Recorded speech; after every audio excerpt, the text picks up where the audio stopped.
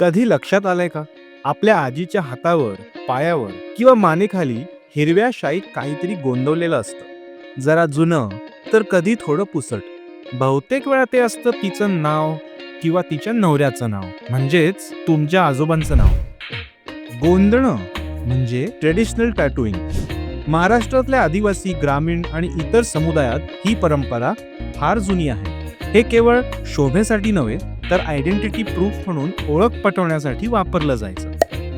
त्या काळी बायकांना बालविवाहानंतर सासरी पाठवताना तिचं नाव, तिच्या पतीचं नाव, तर कधी गावाचं नाव सुद्धा गोंदवलं जायचं. कारण जर ही हरवली किंवा तिची ओळख पटवण्याची वेळ आली तर तिचा टॅटू हे परमनंट आयडी कार्ड सारखं वापरलं जाऊ शकायचं. अगदी 18व्या शतकातील स्त्रिया, युद्ध काळातील बायका इतकंच नव्हे तर इटालियन पर्यटकांनी सुद्धा त्यांच्या डायऱ्यांमध्ये टॅटूड इंडियन वुमेन म्हणजेच टॅटू गोंदवलेल्या भारतीय बायकांचं वर्णन केलंय.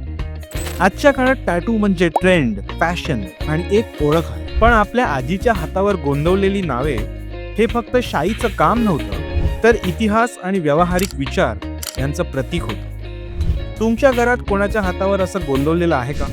आणि काय लिहिलेलं आहे? आम्हाला कॉमेंट्समध्ये नक्की सांगा. आणि अशाच भन्नाट टॉपिक्सवर माहिती मिळवण्यासाठी मराठी माइंडेडला सबस्क्राईब करायला विसरू नका.